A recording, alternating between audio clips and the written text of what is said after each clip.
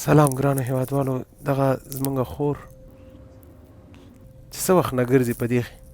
یو دوکان او بل دوکان ته زه ورته متوجه یم بیچاره ته.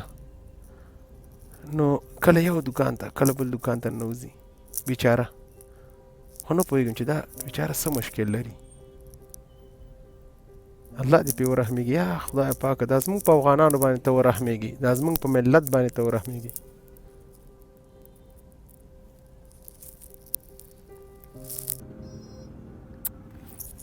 قدرمنو، دا زمونږ ستاسو خور ده، دا په موږ او تاسو حق لري.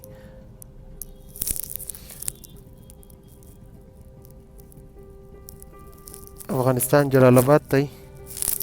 او چوک مخابرات دی،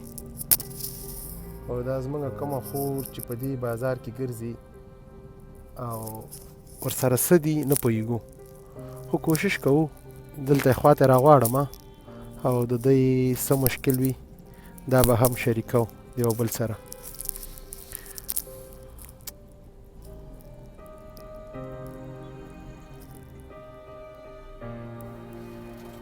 زه ورته غږ کوم توکل په خدای. دلته راشه.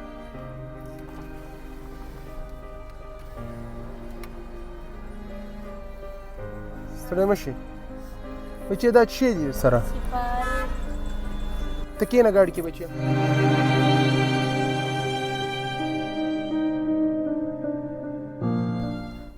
دغه څه شی دی بچیه؟ دا شکرانه کې څو روپۍ کار دی کړی؟ 40 روپۍ. دغه لاس دې ولې بچی؟ مریض ما ډاکټر ته لاړم، ما دوا راکړه، مریض پچکارې وکړم، دغه راته دا 300 روپۍ واخیستل، وایي زه دوا له بچیه وایي ځان ویې خوره چې ښه شي. اوس څو روپۍ کار تا کړی دی؟ سهار نه ګرځم، هېڅ څوک هم نه راکوي. ما دغه 40 روپۍ مې کړي دي. دوکان ته لاړم ډاکټر ته، ما ورته ویل ماما سپاره راغله شکرانه کوي، نو کور کې وره لرو نه غواړي، وایي زه معاف کړه بچیه. نه بای ته لاړم، ماما څو دانې ډوډۍ راکړه، 2 خورګانې کور کې دي، مور مې ده، زه خپله یم، نیمه ډوډۍ راته راکړل، وایي دا واخله بچیه زه دا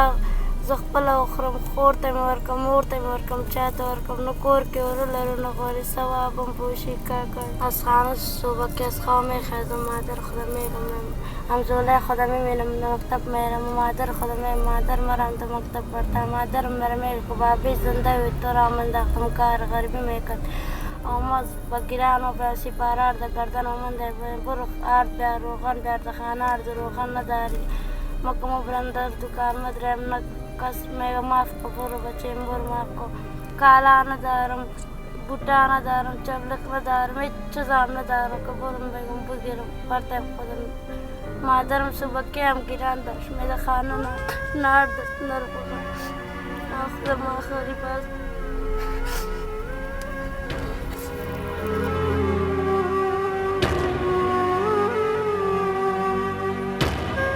قدرمنو دوستانو، دا زمونږ خور ده، په موږ او تاسو حق لري په ژړا ژړا باندې ژاړي. نو موږ هم د دې خور هغه کمې وخت کې چې د دې د سترګو نه راغلی موږ یې هم وژړولو. نو دا زموږ او تاسو خور ده، څرنګه چې زموږ او تاسو باندې خویندې ګرانې دي، دا هم په موږ او تاسو باندې حق لري.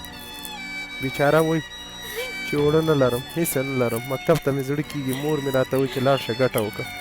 نو په ما باندې ګټه کوي.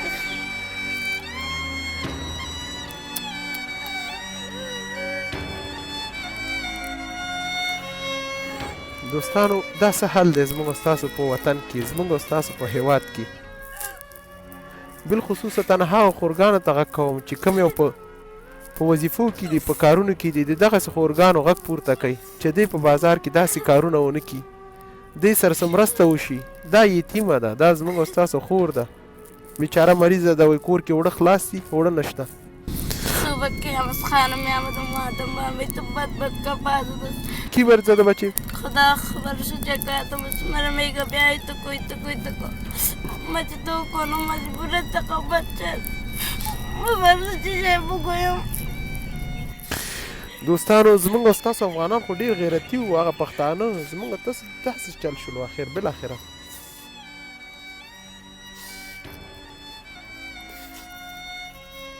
اشکای ته پاکو بچی اشکای ته پاکو کیزی پاکو بی پاکو روز چند پا کار میکنی؟ در روز 100 کنیم 100 متر همیشه خب. در انسان میسوزه 100 همیشه 50 متر میشه بچه ما تمام رو گشته میلی چل پر کنیم بده آرد نمیشه روغن نمیشه بوره نمیشه چه نمیشه مس کجا کن بچه ما واری بیادر داری خب ما خو زنده استم هنوز عطا بر زنده است روزی که تو چند پا کار میکنی در مای 4,500 کالدار میشه نه 4,500 میشه کالدار خو ما در مکتبم مندازم 4,500 کالدار خواری کنی خو ما بر تو ما در ما 6,000 روپه میه 6,000 روپه میه افغانی ما بر تو میتم تو را در مکتبم مندازم دیگه در خانه بشینی مدرسه هم بخوانی درس تا او دیگه درس تا خو خدا کنم تانه ماما از فشار خو بیغم شو گپ مردم سر ما سر کامی گپ میزن نکو گیران بچی یک بیادر می قددن مرد چرا تو را زد بچی؟ میگه تو چرا مری گپ میزنی زه کوشش کوم چې هره میاشت دې ته شپږ زره افغانۍ او دا په مکتب کې واچوم قدرمنو د دې کور ته هم ځو تاسو زموږ ملتیا وکړئ د دې د کور هغه حالت به هم تاسو شریک کړو نو تاسو زموږ ملتیا وکړئ دغه کمې روپۍ چې زه درته ورکوم دا ته وشماره خوري ته وشماره څو روپۍ دې خوري ښه اوس دې وخت کې پاکې زه ستاسو کور ته تا مکتب کې واچوم صحیح ده بچیه صحیح ده صحیح شو یو خندا خو وکړه اوس آفرین خندا دې پر موږ حق دی ښه نو زه ستاسو کور ته ځو له خیره قدرمنو ځو له دې کور ته تاسو زموږ ملتیا وکړئ د دې کور دپاره به ټوله سودا وکړو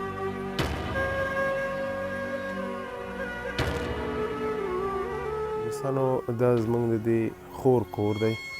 چې په بازار کې سپرانه شکرانه کوله سپاري مورې دغه ستا لور ده دې باندې باید سالمه زده کړه وکړو تر څو پورې دا هم نورو دغه کومه افغانان چې ځي ښوونځیو ته د هغې په شکل باندې دا هم ښوونځي ته لاړ شي زه څه وکړم مجبور یم کنه چې مجبور نه وای دا د مدرسې لایق لرل دا د مکتب لایق لرل خو زه خو مجبور یم زامن مې په هغه حال دي چې